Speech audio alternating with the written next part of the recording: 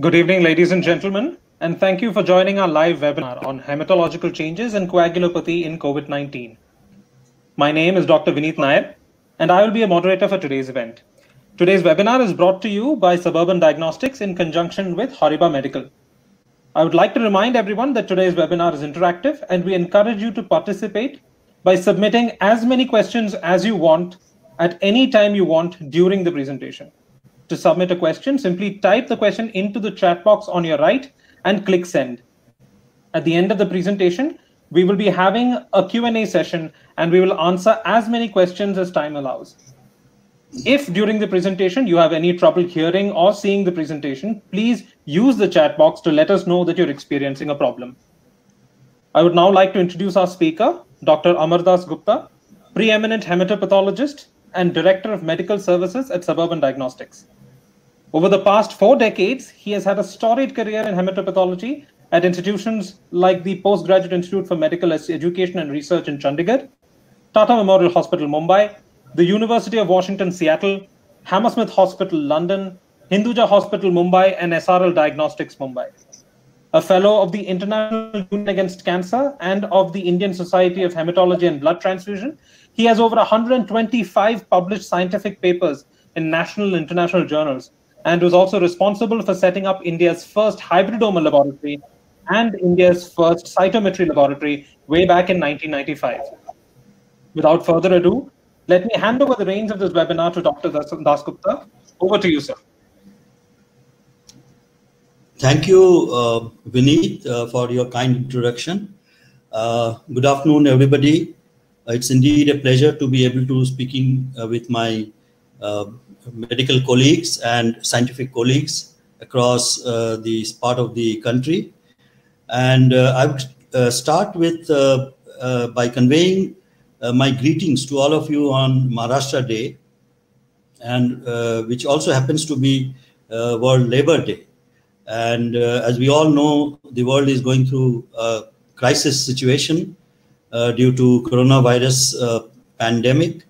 And by now, many of you must have been exposed to a number of CMEs and webinars on this subject. So while deciding about the topic of today's presentation, we brainstormed internally and decided to talk about or share with you information on a topic which, to the best of my knowledge, has not been widely covered in the recent academic activities that I referred to just now. So what I'm going to do over the next 40-45 minutes is to share with you the hematological changes and insights into the coagulopathy in COVID-19 infection. So as we know, this entire problem started as a cluster of unexplained pneumonia cases in People's Republic of China, specifically in Wuhan. And this was first reported, although the cases were being seen over the last few months, first time in December 2019. And it is the WHO which gave the terminology coronavirus disease 2019 or COVID-19 after it was realized that the epidemic, then restricted, of course, to China, was due to a novel coronavirus infection and was named as a severe acute respiratory syndrome coronavirus 2 or SARS-CoV-2.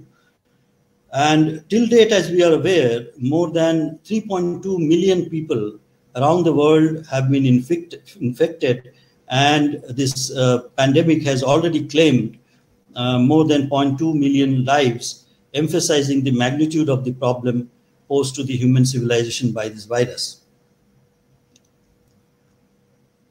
This slide highlights the role of laboratory medicine or diagnostic labs in the management of coronavirus or COVID-19 infection. Starting with confirmation of diagnosis with the help of what is now widely practiced RT-PCR to the stage of epidemiological survey in people who have recovered from the disease, interspersed by the various IVD tests or lab tests that have been used or are being used for staging, prognostication, and therapeutic monitoring of these cases. My talk today will be more focused on this middle part, which is the staging, prognostication, and therapeutic monitoring of these cases, and with specific reference to hematological changes and coagulation abnormalities in these patients. So I will highlight these three aspects of the disease, namely the abnormalities of cellular and coagulation pathways in pathogenesis of COVID-19 infection, changes that we observe in blood cells, including those in the lymphocytes and the immune regulatory cells, and finally coagulopathy and associated changes in the coagulation parameters. But before we get into the specific or hardcore data, I thought of sharing this slide with you and the next one, which I think is very important for understanding what I'm going to talk to you over the next few minutes. And therefore, this slide has a central role in understanding the various changes that happen in the hemopoietic system, as well as the coagulation pathways in this disease. Now, as you can see here, on the left-hand side, as the virus enters the respiratory system, it has a predilection for the lining epithelial cells of the respiratory system or respiratory airway and infects these cells to the point of the alveolar space. And as a result of cell death and destruction, a set of events are brought into action, which are essentially intense inflammatory process. And at the center of all this process is what we call as monocytes or macrophages, which are abundantly present in the respiratory system. So what these cells do, that is the macrophages do, is once they get activated, they liberate a host of cytokines and mediators. And these cytokines and mediators have on one side influence on the hemopoietic cells, as well as on the coagulation cascade, as we are aware of. So as a result of this event or release of cytokines by the monocyte or the macrophages, the cells such as neutrophils and lymphocytes get drawn into the inflammatory process. And they move from, say, for example, the neutrophils move from the marginal pool into the circulation. And during this process of activation of neutrophils, they liberate a host of cytokines themselves. And also there is stimulation of the bone marrow by these cytokines liberated by the macrophages, which in turn recruit cells from the bone marrow. So there is on one side increased production of the granulocytes or neutrophils. On the other side, due to cell death, which is caused by what we call as autophagy, neutrophils are getting destroyed. So there is a balance which is struck, of course, that fluctuates from time to time, whereby the number of neutrophils in circulation varies depending on which side of the balance the process is tilted. So if you have less destruction and more production, you will get increment in the neutrophil count, while if there is more destruction and less production, then you have lowering of the neutrophil count. And therefore, this factor is very, very important for us to keep in mind.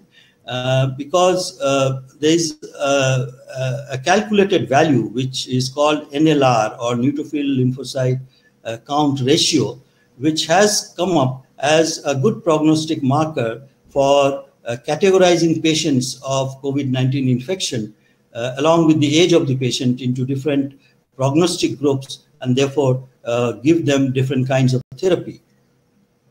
In addition to the neutrophil, as you can see on the left side of the slide, the cytokines also have influence on the particularly the T lymphocytes. And as a result of that, the T lymphocytes themselves secrete a host of what we call as lymphokines. And these cells, these substances, the lymphokines, have their own influence on the various other cells in the immune system. But what is important also to note is that in the process of activation, these cells also undergo cell degeneration and death. So the lymphocyte count and since lymphocytes cannot be recruited in the circulation at a rapid rate, the lymphocyte count in these patients goes down. And therefore, what we see in these patients is lymphopenia on one side, and either normal or slightly decreased or slightly increased neutrophil count. And this is important for us to keep in mind. Please also notice, just on top of the neutrophils, we have what is written as platelet aggregates. And this again is something which is for us to keep a note of, because thrombocytopenia is a very important or cardinal finding in patients of COVID-19 infection. But let's focus now on the right side of the slide, which shows the famous coagulation cascade or coagulation pathway, which leads finally to the production of fibrin or fibrin generation. Now, as you can see here, there are two stages in the coagulation pathway. In one stage, there is activation of factor 9 with the help of activated factor 8. And this product that is activated factor 8, factor 9 complex is called tinase, and that is brought about by phosphatidylserine liberated by the same macrophages which are sitting at the center of the mischief that we are talking about. In addition to that, tissue factors are also liberated by these macrophages, and they have an action on the factor 10A, factor 5, phospholipid and calcium complex, and factor 7A or tissue factor is required for production of this complex, which is called prothrombinase. And as the name would suggest, this is a very strong enzyme which converts prothrombin into thrombin. And thrombin is a very powerful procoagulant protein because it converts fibrinogen into fibrin, and subsequently, as you can see, going downwards, formation of thrombus or clot, in which, of course, red cells are trapped, and you have platelets trapped as well. So all this on one side causes, and that gets deposited on the endothelial surface of the blood vessels. So on one side, it causes, if it is a small blood vessel, occlusion of the blood vessel. On the other side, it leads to several changes in the coagulation parameters. For example, fibrin formation and cross-linking of the fibrin monomers or polymers give rise to thrombin. And this thrombin, when, thrombus. So when this thrombus is acted upon by the fibrinolytic pathway, the cross-linked fibrin or fibrin polymers yield what we call as D-dimers. And it is a God-given system that we always have activation of the fibrinolytic pathway whenever there is activation of the clotting pathway. So simultaneously, there is an attempt on the part of the body to digest these thrombi, and there is production of D-dimer as a result of that. Digestion of fibrin and fibrinogen gives rise to what we call as FDP, fibrin degradation product or fibrinogen degradation product. So the difference in these two products or these two end products would be that D-dimer indicates primarily a thrombotic process, while FDP represents an ongoing fibrinolytic process, which is subsequent to the thrombotic process. So I think this we need to keep in mind, and while going through the subsequent slides, this knowledge will come very handy. And when translated into the alveoli, this process of activation of the inflammatory pathways and cellular activation ultimately give rise to collection of various kinds of proteinaceous material, including fibrin, in the alveolar space or alveolar sac. And some of that, of course, exudes out into the space between the alveolar lining cells and the endothelial cells of the adjacent blood vessels.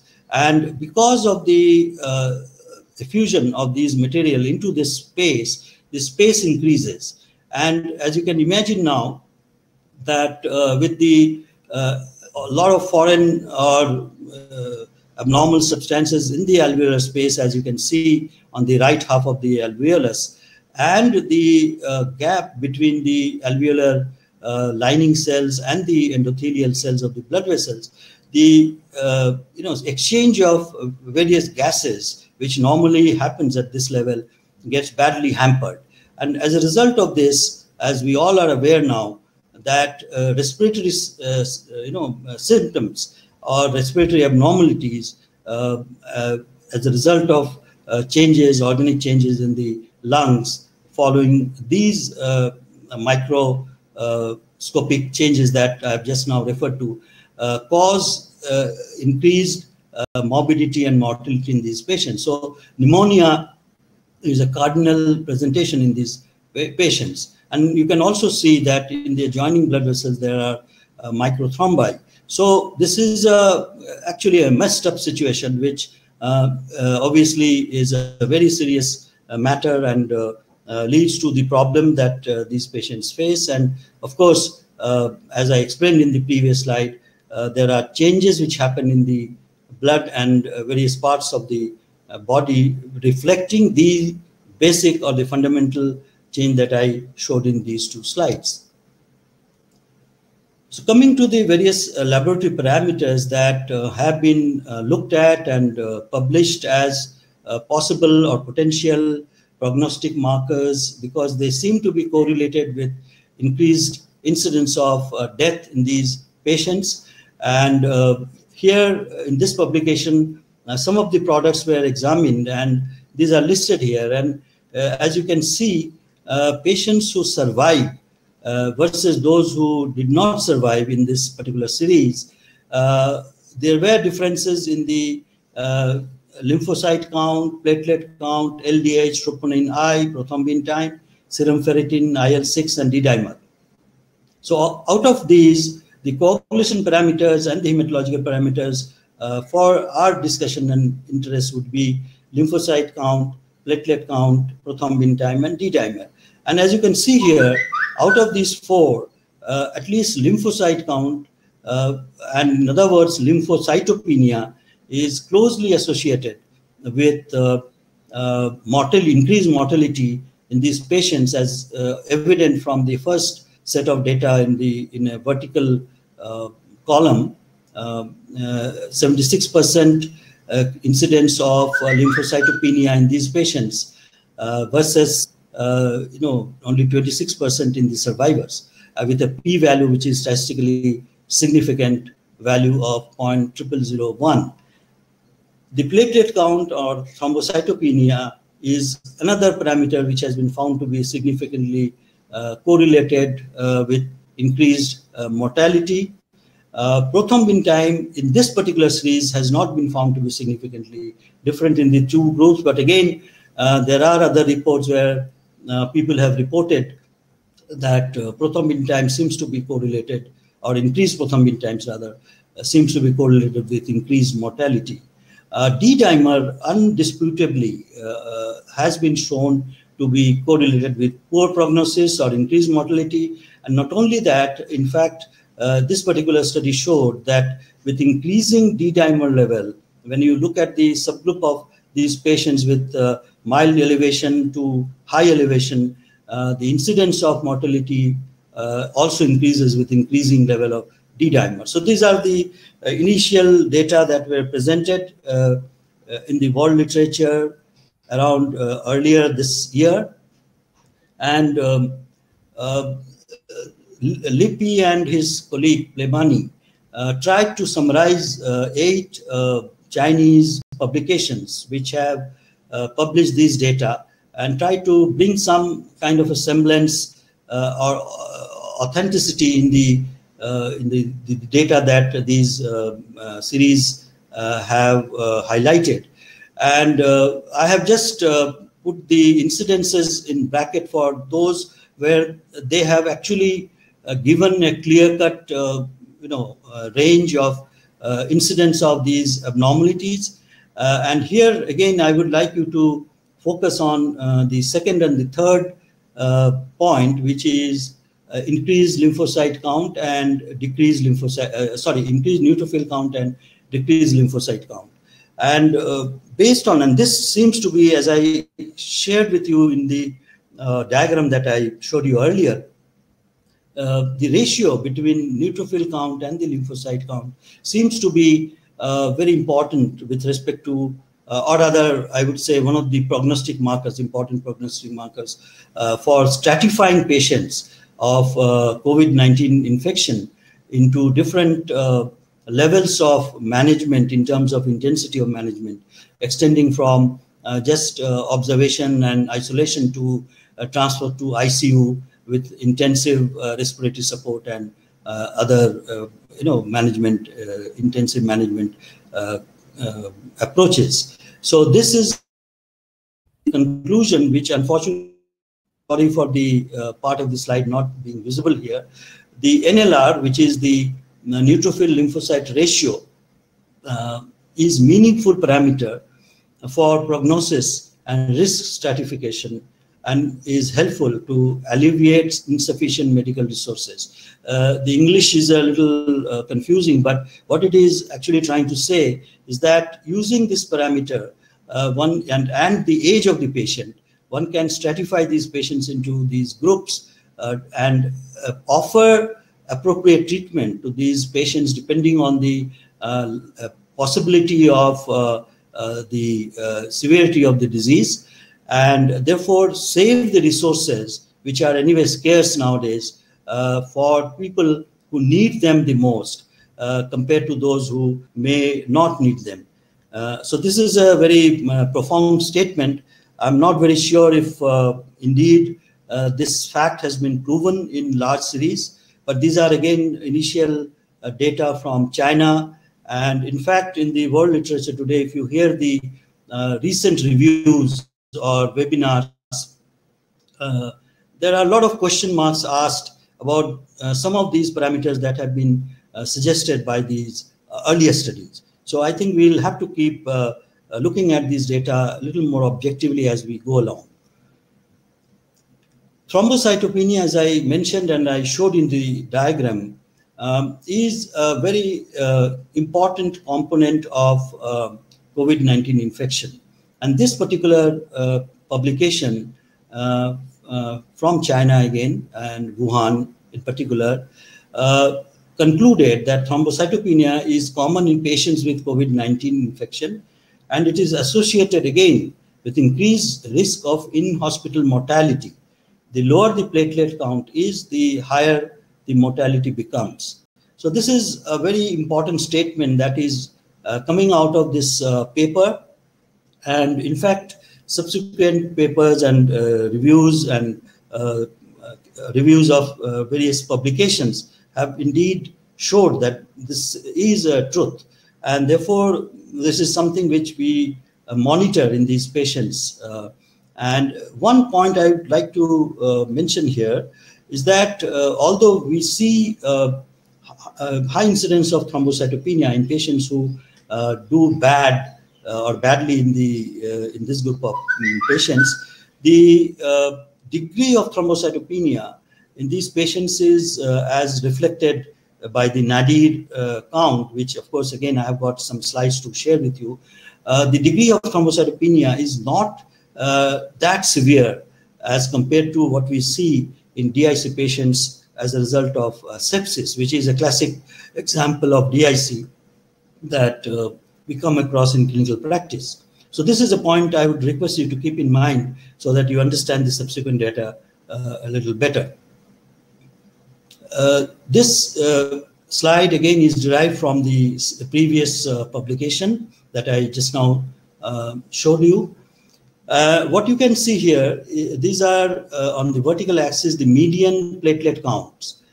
So as shown in the lower graph, represented by solid dots, the median means if you have 100 samples, the middle value of the series of values that you will get in terms of platelet counts here is the one which is called median, which is like it has equal distribution of cases on both the sides. So when you look at that, these patients who had higher mortality had a progressively decreasing median platelet count. So this is these data are from the groups of patients and not of individual patients. So this itself is a very important information that one has to take into account. When you compare that with the topmost graph represented by open circles, small circles, you can see that in most of the people who survived, these are the survivors, had a platelet count almost above 200,000, except maybe towards the end of these, prolonged follow-up. Why this has happened, the dip, I do not know, but even here, if you see the platelet count, median platelet count in this particular time point was more than 150,000, which is normal. So the point to note here is that all these survivors had a constantly normal platelet count and didn't have thrombocytopenia. So that is very important point to keep in mind. Going ahead, the same data has been in a different series though, has been projected or presented in a different way. So this is a little complex slide, so I will draw your attention to, because it has 3 parameters in this particular graph. The bars represent the number of cases. So in this case, the bar is longest, and these are the patients who, and these are all COVID-19 patients who had 150 to 200 or beyond rather platelet count per 1,000 or per cubic millimeter, 150,000 to and beyond per cubic millimeter. And this in contrast, and they had a mortality of less than 5%. But when you look at the patients who had the highest mortality, although the numbers are very small, again, that brings in the question of comparing equal groups and therefore the statistical significance of these data. But on the face of it, it seems that patients who had less than 50,000 or 50,000 per cubic millimeter platelet count had a mortality of above 90%. So again, and in between you had these intermediate groups. So this again proves the point I am trying to drive across, that thrombocytopenia and the severity thereof seems to be correlated with increased mortality in these patients. And here also the same thing is shown in a different way. So you can see here the survivors had the number of thrombocytopenia or percentage was only 10%, while in patients who didn't survive, the incidence of thrombocytopenia was almost 73%. And again, the lowest platelet count in the non-survivors reached around 43,000. And of course, in the survivors, it was above the normal range, the lower limit. So again, this proves the point that in patients of COVID-19 infection, the thrombotic or hypercoagulable state that we are seeing does not cause a severe degree of thrombocytopenia, although thrombocytopenia does occur, and even within a limited range of low platelet counts, there seems to be correlation with the the lowest count that these patients attain. So this is important for us to also keep in mind. This brings us to the central actor or the main actor in the entire pathogenesis of COVID-19 infection, and that is the monocytes. And naturally, people wanted to look at the monocytes in a little greater detail. And what one can see morphologically also under the microscope, that monocytes in COVID-19 patients have cytoplasmic changes which indicate their activation, and these distended vacuole, or the vacuoles actually represent the distended lysosomes, which are indicators of increased cytokine production by these cells. And maybe some of you can appreciate that the monocytes do tend to look a little larger than the monocyte in a healthy donor. And this is also proven more objectively by the flow cytometry data, wherein people have looked at the size of the monocytes. And this is actually a control sample, and this is a patient of COVID-19 infection. As you can see here, this monocyte population has, which is sitting below the granulocytes, has shifted in terms of its size from here to here in the patient population, meaning thereby that these patients, or COVID-19 infection patients, have larger monocytes, and that may be because of the various cytoplasmic inclusions and increased production of various kinds of proteins by these cells, and therefore they are larger in size. And this is also supported by the graph or the bar diagram here, wherein you can see that in patients the incidence of larger monocytes, as shown here in the gray color, was more than in the controls. So this is just an observation which also points towards the role the monocytes play in this disorder. Very interesting observation of late that has been reported in the world literature in the terminally ill patients of COVID-19 infection is what we call as leukoerythroblastic picture, which means that unlike normal blood smears where you can see the neutrophils and the mature leukocytes, in patients of COVID-19 infection, we start seeing NRBCs or nucleated red blood cells and granulocytic precursors, immature granulocytic cells in the circulation.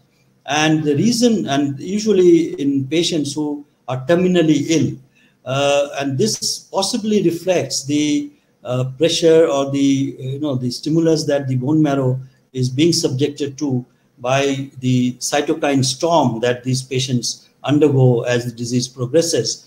And many of these cytokines have influence on the cellular production. As I mentioned, that recruitment of neutrophils from the bone marrow increases in this condition.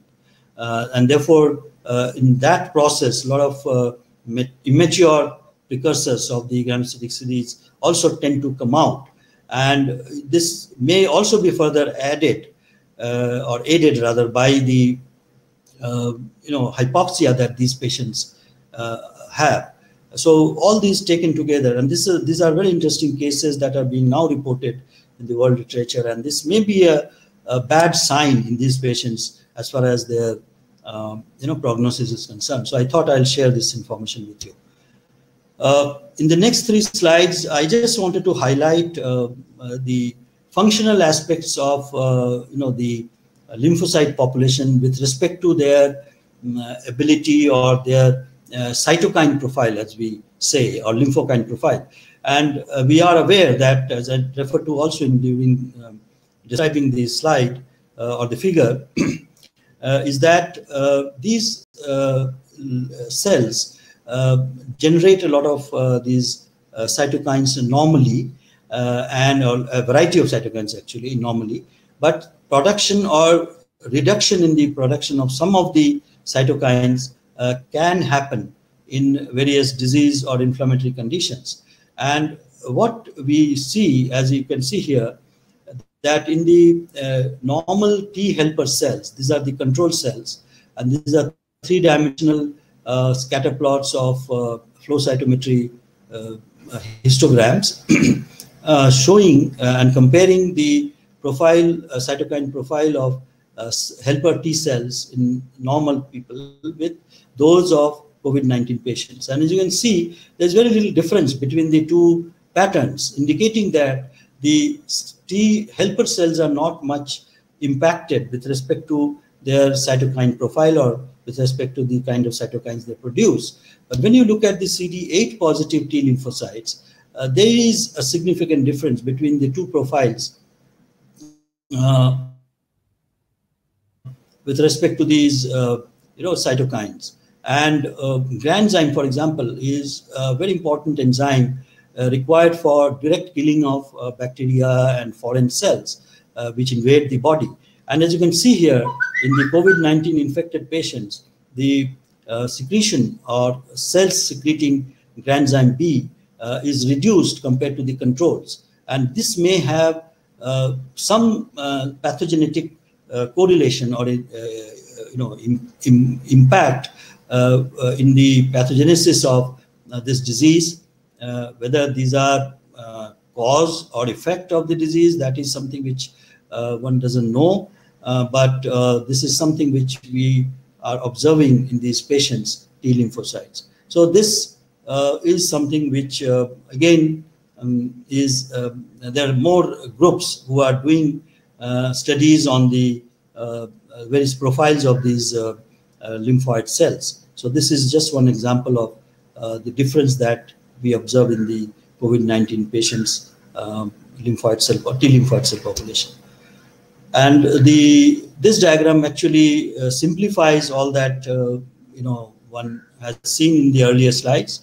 And just to highlight that T lymphocytes in the COVID infected patients have a totally different antigenic profile compared to the controls, and that means that there is something different that is happening in these cells, and this obviously has very important implications on the way these cells function in these patients, and therefore finally the outcome of the disease.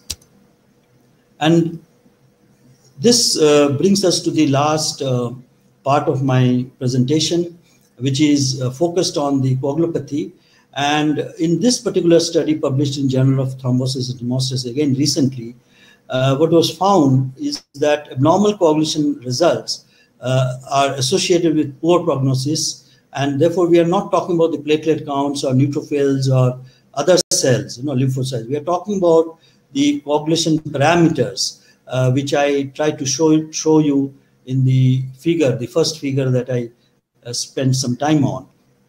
And we'll see examples of this, and this throws a lot of light on the underlying pathophysiology and pathogenesis of the coagulation abnormalities that happen in these patients.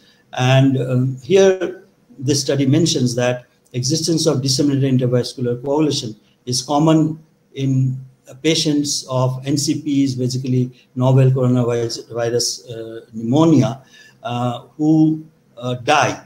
So this is again a very profound statement, an important statement, which we'll see a little in a greater detail in the subsequent slides. So this paper has been widely quoted by many review articles, and therefore I have brought it to share it with you. And here, as you can see on the first in the first column, you can see the various coagulation parameters or laboratory tests like prothrombin time, APTT, fibrinogen, Ddimer, FDP, and antithrombin. Now, PT and APTT, as we all know, are screening coagulation assays. PT reflects the intactness of the extrinsic pathway and is influenced very largely by the factor 7, while APTT is a representative of the intrinsic pathway and is influenced by multiple factors. Fibrinogen, of course, as you know, is the precursor of fibrin formation or fibrin. D-dimer is the product of cleavage of cross-linked fibrin, which indicates thrombotic process. FDP, as I mentioned, is an indicator of the fibrinolytic pathway, which happens or is produced as a result of digestion of fibrin, particularly or fibrinogen by the fibrinolytic enzymes. And antithrombin is a naturally occurring anticoagulant, we call, or inhibitor, which inactivates activated clotting factors, particularly the thrombin. So it is expected that these parameters would change in patients of COVID-19 infection who have badly or grossly deranged coagulation system or have major coagulopathy as the disease progresses. But when you look at the data, of course, the data here are statistically significant as evident from the p-value. But when you look at the individual values or the range that one sees in patients who have survived versus those who did not survive, the difference doesn't seem that grossly abnormal. And the same is true for APTT. And this is an observation which is very different from sepsis-induced DIC or other types of DIC that we come across in common practice, wherein because of the consumption of coagulation factors in the thrombotic process or disseminated intravascular coagulation, these factors which are responsible for intactness of the two pathways that I just now mentioned, extrinsic and intrinsic pathway, get consumed in the process of thrombus formation. And that results in decreased level of these proteins. And that in turn affects the screening assays. So it is very common to see grossly abnormal PT and APTT in patients of DIC, classic DIC, but not so much in the patients of COVID-19 induced thrombophilia. And this is something which is important. The reason for that possibly is that in COVID-19 infection, the process is predominantly thrombotic and not associated with that degree of fibrinolysis. And therefore, the markers of thrombosis, as for example, D-dimer, are elevated more prominently or more obviously than those of fibrinolysis.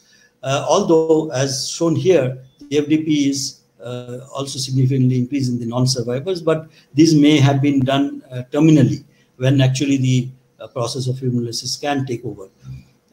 So this is a point which I wanted to drive across, and that is that the process of coagulopathy in patients of COVID-19 infection is tilted towards the thrombotic pathology or thrombotic pathogenesis than fibrinolytic component. The subsequent slides show again, of course, these individual parameters in patients of COVID-19 infection. This is prothrombin time. And as the patients who survive, their PT does not change very much, while non-survivors show gradual increase in the prothrombin time. But prothrombin time increment that we see, as I mentioned, in these patients is not of that magnitude as you see in the patients of sepsis-induced DIC. Fibrinogen also, as expected, being a factor which is required for production of fibrin, gets consumed in the thrombotic process that these patients have. And therefore, as you can see in the non-survivors, the fibrinogen levels tended to go down, while in the survivors, shown in a blue line, the fibrinogen level remained reasonably constant throughout the duration of illness. And D-dimer, as I was mentioning, shows a gradual increase in the level in the non-survivors compared to the survivors. And this, again, as I mentioned, is a product of thrombotic pathology or hypercoagulable state in these patients. D-dimer also has been looked at from the point of view of its level. As I mentioned earlier, that D-dimer is not only correlated or doesn't only correlate with the mortality, high levels do not only correlate with the mortality, but also the level per se correlates with increasing mortality if the D-dimer level increases up to 2 or beyond 2 microgram per ml. So this diagram shows this phenomenon very clearly, that in patients who survive or patients who have a higher survival probability, they have a constant level of D-dimer which is less than 2 microgram per ml, versus those who have lower survival probability where the D-dimer is more than 2 microgram per ml. And therefore this parameter, if it is used on a serial manner to determine or monitor these patients, then they can predict the impending seriousness or criticality of the case and warn physicians with respect to the potential danger, and therefore maybe modification of therapy in these cases towards more aggressive therapy. And this is what is mentioned here, so I don't want to repeat this, but it has been shown that patients who do not survive have D-dimer values which are beyond 4-fold. And this is very, very important pointer to the grave prognosis in these patients. So in summary, in COVID-19, the coagulopathy is associated with signs of coagulation activation mimicking DIC, but that DIC is not same as the usual DIC that we come across, in the sense that there is less prominent thrombocytopenia, which I have been emphasizing on, and less consumption of coagulation proteins. And these two are, as I mentioned, reflected by not so low platelet count in the patients of COVID-19 infection versus DIC caused by sepsis, and not so much of abnormality of the APTT and PT in COVID-19 patients compared to DIC. So this is an important point which all of us should keep in mind, and therefore not really look for severe thrombocytopenia or abnormality of screening coagulation assays to call these patients as sick patients, because these are unlikely to change very much or show very much abnormality. So we'll have to depend on other parameters like D-dimer. And since this is predominantly a prothrombotic condition, and we are aware of such other conditions such as thrombotic thrombocytopenic purpura, wherein the patients have a predominant thrombotic condition, not so much associated with fibrinolysis, wherein there are abnormalities of breakdown of the von Willebrand factor multimers, and that causes increased coagulability or hypercoagulable state. So one would like to see what happens to these multimers in patients of COVID-19 coagulopathy or infection. And there are in fact studies underway on to look at this aspect of coagulation abnormality, and hopefully very interesting data would emerge from there. And again, prominent increase in D-dimer with predictive value of adverse outcome is the hallmark of COVID-19 coagulopathy.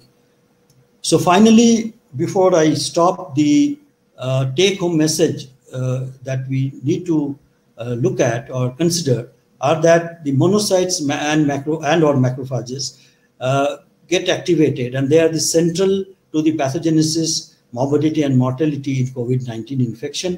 The disease is very good model for close linkage, showing or proving the close linkage between inflammatory pathways and activation of the coagulation pathway. The hypercoagulable state in COVID-19 is different from the classic DIC that we come across, as shown by moderate thrombocytopenia only, near normal PT, normal APTT, and high D-dimer level. And the degree of macrophage activation and the severity of the associated changes in the body determine the clinical outcome of this disease. And lastly, these changes are reflected as abnormalities of several laboratory parameters, and these parameters serve as important prognostic markers since they are associated with poor survival. So before I stop, I just would like to thank my colleagues, Dr. Vineet, for his efforts both in preparation of my presentation as well as coordinating this session. Mr. Sumit Roy for organizing this webinar, and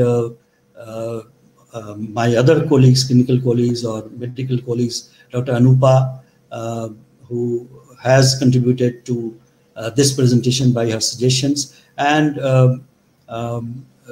our managing director, Mr. Sanjay Arora, who has been the inspiration for the series of seminars, or rather webinars, that we are going to organize for all of you in the next few weeks. And finally, HORIBA for their support in organizing this webinar. Thank you very much. Thank you, sir, for that informative presentation. We will now move on to the Q&A section. We will try to answer as many questions as possible within the time limit that we have. Please note all your questions will be answered either now or via email. So please stay on for the Q&A session. In the meanwhile, we've also published a poll. Please rate the webinar in terms of content and presentation with 1 to 10. Please give 10 if you feel it's been excellent. Sir, we've received a lot of questions. So I will be compiling a few of those together because many of them are closely related. The question that's been asked by far is the role of any kind of anticoagulant therapy or prophylactic anticoagulant therapy given this hypercoagulable state. Many doctors have asked about whether there should be any anticoagulants given, whether aspirin should be given. So what's your take on that? Well, I think we are still learning, and from the data that are available as of now, COVID-19, where you show that there is an underlying coagulopathy in the patient, as evident from the various parameters that I shared with you that you need to monitor, there is a fit case for prophylactic anticoagulation, whether with low molecular weight heparins or with now the newer anticoagulants called NOACs or DOACs. So there is, in fact, in practice, people are using this approach. And about the antiplatelets, I'm not sure. Did you ask aspirin antiplatelets? Yes, there have been a couple of questions about that, sir. Yeah, so antiplatelets, I'm not very sure about, because that the patients of COVID-19, as I told you, do not have very severe thrombocytopenia. If they and a patient who has already thrombocytopenia, the role of antiplatelet antibodies or other drugs would be only limited. So I'm not very sure if antiplatelet drugs would be of much use in this kind of a condition. If at all, they may cause problem by paralyzing the platelets, thereby increasing the risk of bleeding in these patients. Thank you, sir. Another question that's been asked is, when should D-dimer be measured? I think for any kind of monitoring of any parameter in medical practice, we need to have a baseline value, and then subsequently, as the disease progresses, you do repeat these tests at different time points. So that also applies to D-dimer assay, and I would say that if the patient on clinical merits is a fit case for admission, then at the time of admission would be the right time to do a platelet count, because before that the patient has possibly not been seen or properly examined. So that's the time when you should do the platelet count, first platelet count, to get the baseline value, and then follow depending on the level. So if the count is reduced but not very low, one can do twice a week or even weekly level. We are talking about D-dimer. So in that case, if the value is not very high, so there you can do these assays less frequently. But if it is showing an upward trend, you need to do it at least daily, because based on that you will be determining whether the person is progressing towards a more severe condition or not. But there are no hard and fast rules. This has to be on clinical judgment. Yes, sir. So I think we have time for one last question. Another question that has been asked is, one of the points that has been put forward is that a lot of younger patients are presenting with strokes and other thromboembolic events. So many people are asking, is the thromboembolic part of COVID-19 more dangerous than the pneumonia part?